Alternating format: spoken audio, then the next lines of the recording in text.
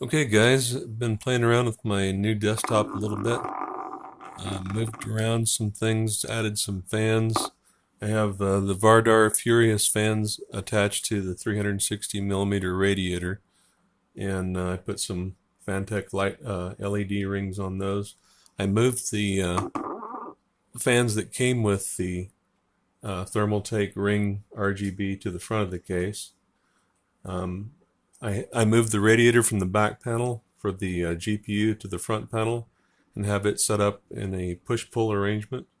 And then I added two exhaust fans on the bottom. So I've got three exhaust fans, two on the bottom, one on the back there, 140 millimeter on the back.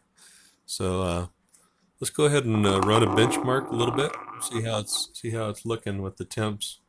So I've got the CPU running 5.2 gigahertz, and I've got the GPU overclocked with 110 offset on the core and 300 on the memory. I'm going to go ahead and set K boost to force it to run full clocks all the time. Boom, there we go. So it's 2088 on core, 5805 on memory. The actual memory speed's double that. So let's take a look. Let's run a fire strike.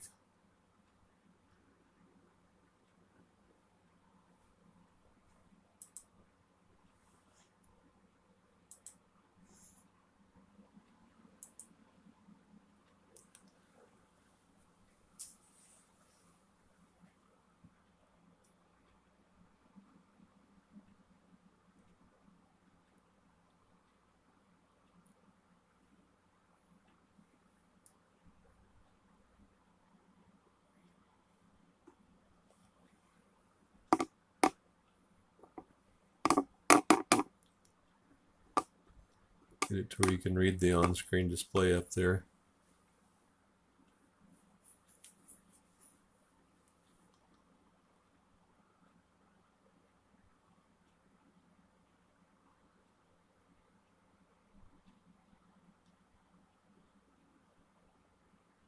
Pushing about 150 frames per second and up. Test one, I think it went up to like 180 at one point. So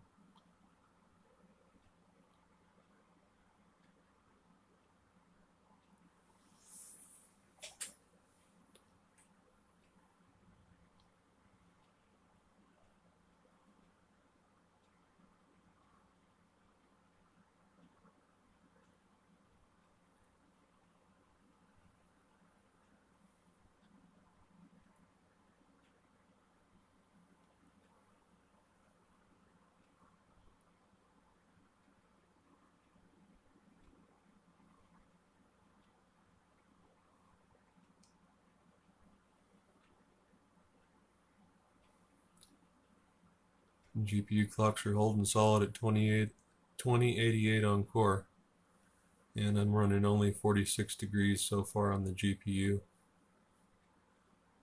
50 degrees on the CPU.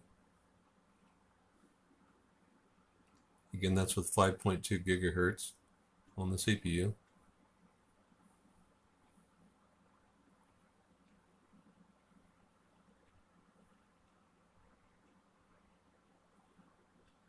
So we're pulling about 129 watts, 131 watts on the CPU, and it's 63 degrees right now.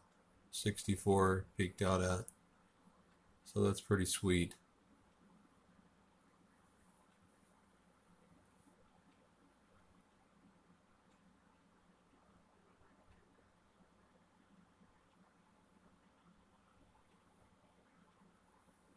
Last test here, and then we'll go check our temps overall.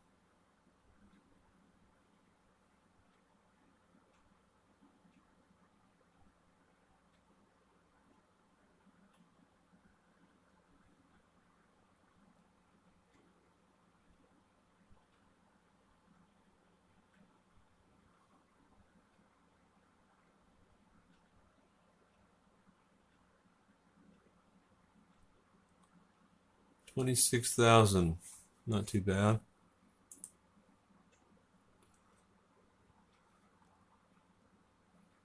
Let's see, I don't remember if that's my highest score or not, and I'll save it just in case. Alright, so let's go over to the desktop and see what our temps looked like. Okay, looking at the desktop here, let's take a deeper dive to take a look at our settings. So our temps, we held 5.2 gigahertz strong the whole time. Looks like our core temps were 64, 65 at max, with very little variance in temps between each of the cores. Temps looked really good. So look at our watts, pulled about 132 watts, so that's good as well. Memory holding strong at 3400. All of the other temps on the motherboard look really good. All of our drives are running reasonable temperatures. 40s, 30s. Can't hate that. Looking good. PCH nice and cool. And then we've got reasonable temperatures on the GPU as well. Really great. Held the overclock the whole time because it didn't get warm enough to throttle. So as it turns out, that was not my highest Firestrike score at 26,000. Slightly higher than that. Let's look here. So Firestrike 26,435, Firestrike Extreme 15,022, and Ultra at 7886. All of those are with the core at 2088 and 1500 on memory, effectively 12 gigahertz on the memory. So hope you enjoyed this short benching video. Obviously the 8700K is quite the little inexpensive consumer hexa-core beast CPU, so if you're thinking about getting one, it's a good buy. So have fun, and thanks for watching.